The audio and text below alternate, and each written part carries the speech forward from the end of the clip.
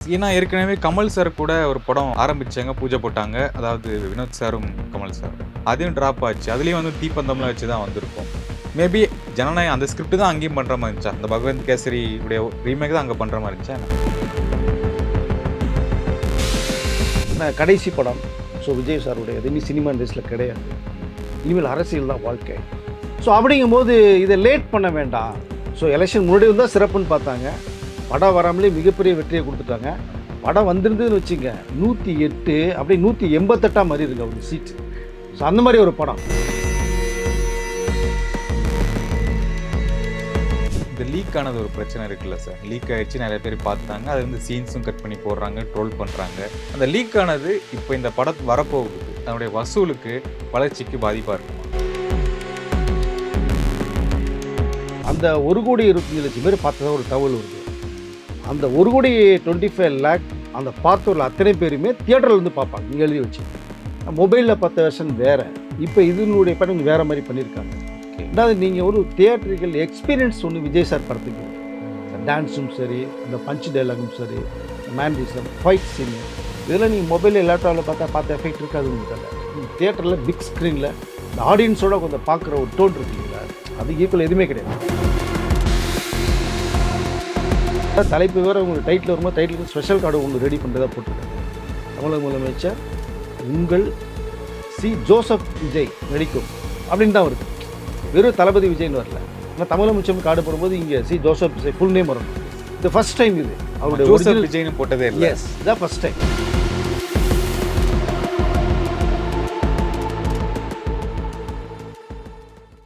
Inclusive news தமிழர்களுக்கு வணக்கம். இன்றைய நேர்காணலில் நம்முடைய இணைந்திருப்பவர் பத்திரிகையாளர் திரு வெங்கடேசன் அவர்கள். சார் வணக்கம். சார் வணக்கம்.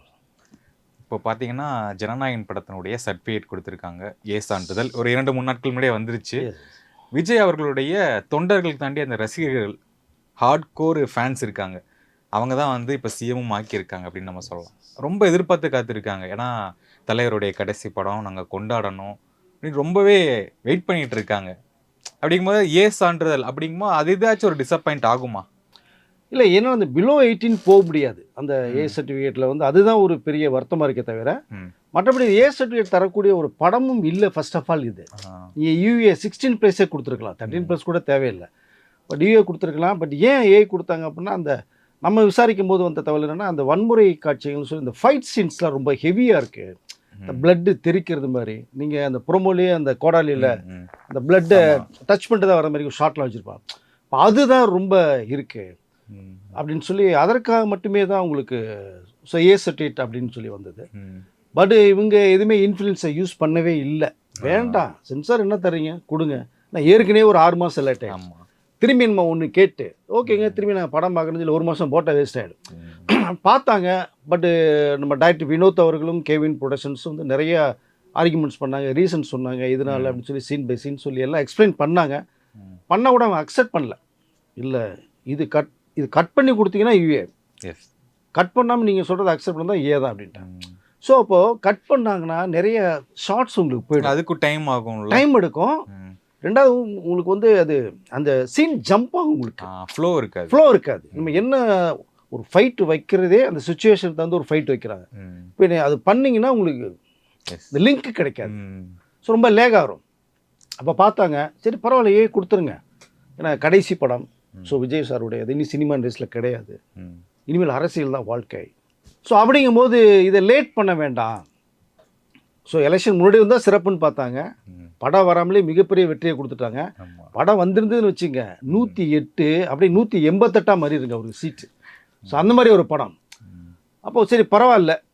ஸோ இப்போது சிஎம் அவர்களை உட்காந்துட்டாங்க. இப்போ இடைத்தேர்தல் வரப்போகுது, உள்ளாட்சியில் வரப்போகுது. அதற்கு முன்பாக இந்த படத்தை ரிலீஸ் பண்ணிடுவோம்.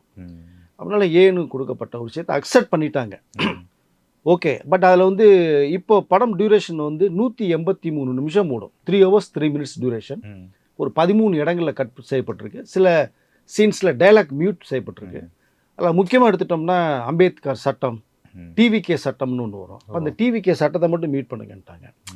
சட்டம்னாலே அம்பேத்கர் இயற்றினது, அவர் சட்டம் தான் நீங்கள் பின்படுத்த, உங்களுக்கு சட்டம் இருக்கணும், அதை ரீசன் சொல்லி மீட் பண்ணால் பரவாயில்லன்ட்டாங்க. ஸோ இப்படி சில இது. அதனால் இப்போ படம் வந்து ஃபில்ஃபில்லாக இருக்குது. நீங்கள் படம் வந்து நிறைய ஸ்டார்ட் பண்ணால் இன்டர்வல் எண்டு கிளைமாக்ஸ் பிரமாதமாக பண்ணியிருக்காங்க.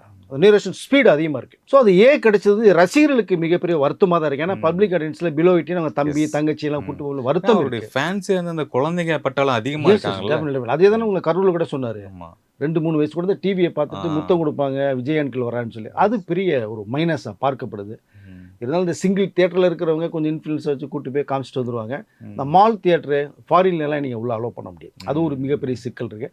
அதையும் தாண்டி நான் இந்த படத்தை மிகப்பெரிய வெற்றி படமாக மாற்றுவோம், கொண்டாடுவோம். எங்களுக்கு இன்றைக்கி தான், அதாவது வரக்கூடிய ஜனநாயகம் ரிலீஸ் அன்றைக்கி 24 எங்களுக்கு தீபாவளி மாதிரி செலிப்ரேட் பண்ணணும்னு சொல்லி ரசிகர்கள் கன்ஃபார்ம் ஆயிடுச்சா?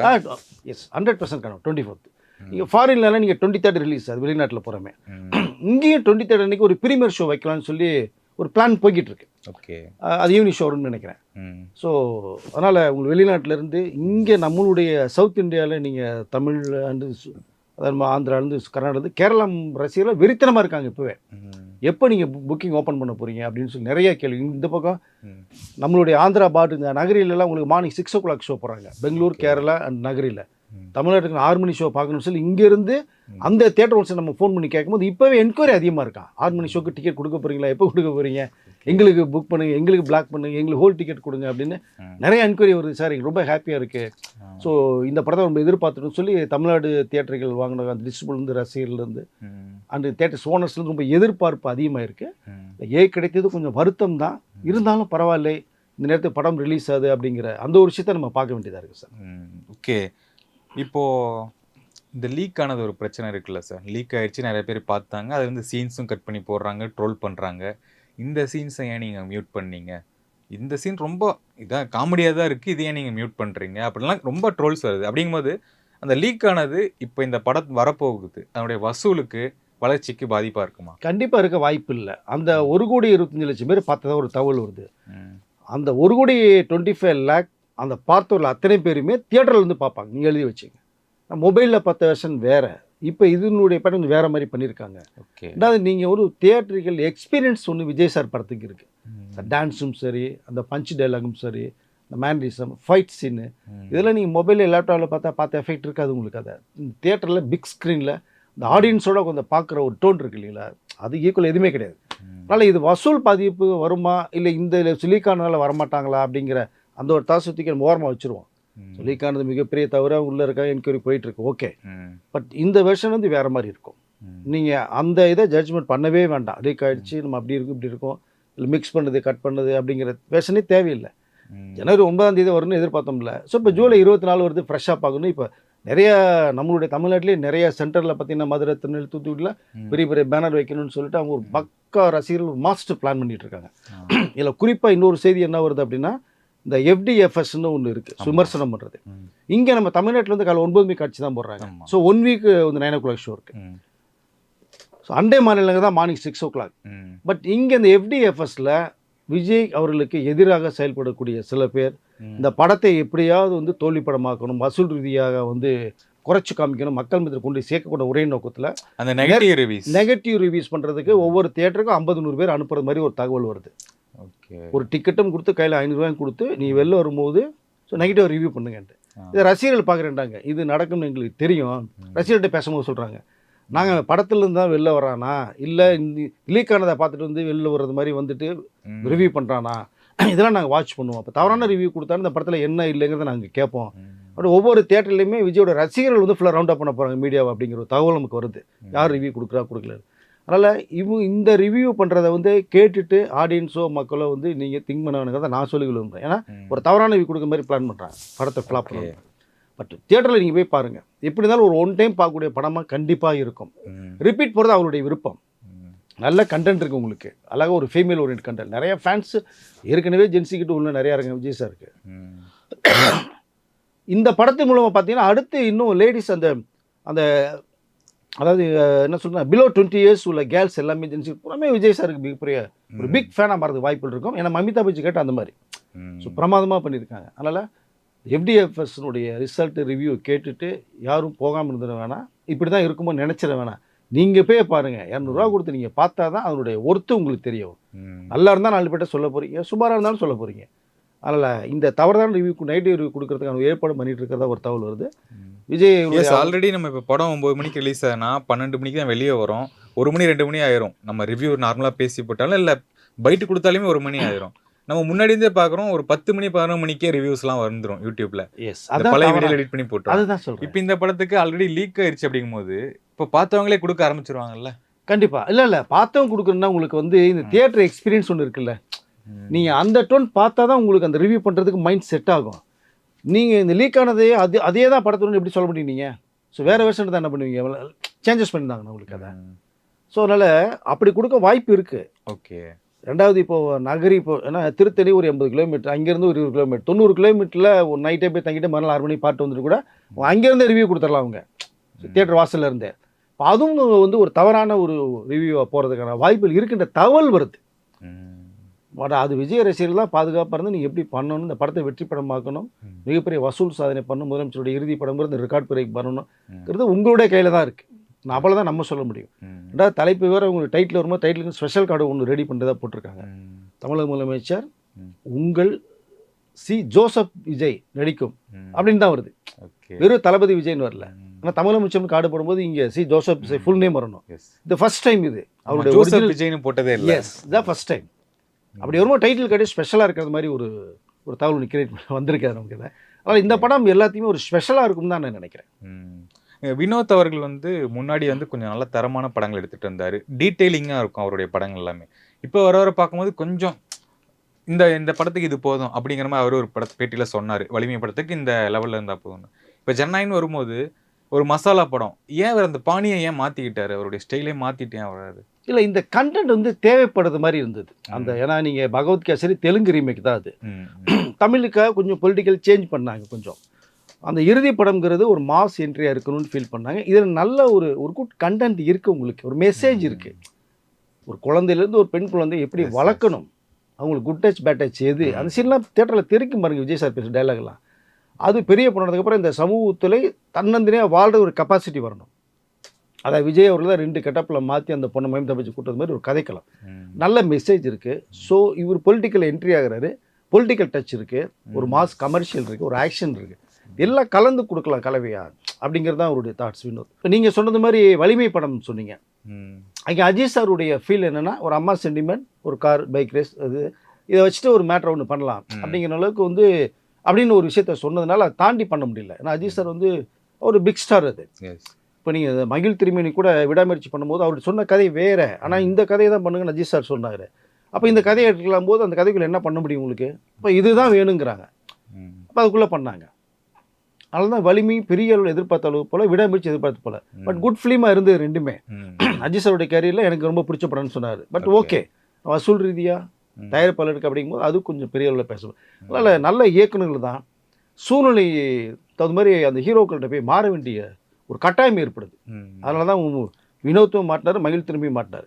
பட் இது வந்து ஒரு நல்ல ஒரு மாஸ் கமர்ஷியலாக வைக்கணும்னு சொல்லி இது இறுதி படம் அப்படிங்கிறதுனால அவர் ஏன் வினோத் சார் அப்படின்னு தான் எனக்கு ஒரு கேள்வி. ஏன்னா அவருடைய ஃபேவரட்டே நிறைய பேர் இருக்காங்க. இப்போ அட்லி, நெல்சன், லோகேஷ் எல்லாமே அவர் வளர்த்தி விட்டார் அப்படின்னு தான் சொல்லணும். அவங்க யாராச்சும் கூப்பிட்டு கூட எடுத்துருக்கலாம்ல ஒரு ஃபைனல் ஃபிலிம். இல்லை, வினோத் மேலேயும் ஒரு நல்ல கான்ஃபிடென்ட் இருக்குது, நல்ல இயக்குனருங்க. அவர் வந்து பண்ண படங்களே பார்த்தீங்கன்னா எல்லாமே ஹிட் படம் தான் உங்களுக்கு. அது ஏன்னா இப்போது வலிமை மட்டும் நீங்கள் எடுத்துகிட்டு ஒரு கண்டென்ட் ஒன்று இருந்தே தவிர, பட் இங்கே அட்லியோ நெல்சனோ லோகேஷோ நீங்கள் பார்த்துருக்கலாம். பட் அந்த டைமுக்கு ஏன்னா இந்த கோட் படம் வந்து ரிலீஸ் ஆகி முடிஞ்சது, அடுத்த உடனே பண்ணணும். அப்போ அவைலபிலிட்டி யார் இருக்காங்கன்னு பார்த்தாங்கன்னா எல்லாமே பிஸியாக இருக்காங்க ஷெடியூலில். ஒரு பக்கம் அவர் கூலியில் பிஸியாக இருக்கார், இவர் நெல்சன் வந்து அந்த ஸ்கிரிப்ட் ஒர்க்கில் பிஸியாக இருக்கார், அட்லி ஹிந்திக்கும் தெலுங்குக்கும் போயிட்டார். அப்போ கூப்பிட்டு பண்ணுறதா இருந்தால் இது ஒரு வருடம் வந்து உழைப்பு போட வேண்டியது இருக்கும். அப்போ அந்த இயக்குனர் முடியல.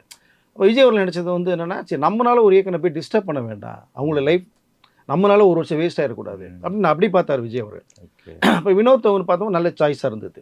ஓகே, வினோத் கூப்பிட்டா பண்ணுவோம் சார். நாங்கள் உடனே இந்த பெஸ்ட் டைரக்டராக வினோத், நீங்கள் இந்த படம் வந்ததுக்கப்புறம் பாருங்கள், வினோத் பிரமாதம் பண்ணியிருப்பார் அப்படின்னு நீங்களே சொல்லுவீங்க. அப்படி பண்ணியிருக்கார் படம். எஸ், ஏன்னா ஏற்கனவே கமல் சார் கூட ஒரு படம் ஆரம்பிச்சாங்க, பூஜை போட்டாங்க. அதாவது வினோத் சாரும் கமல் சாரும் அதையும் ட்ராப் ஆச்சு. அதுலேயும் வந்து தீப்பந்தம்லாம் வச்சு தான் வந்திருக்கும்.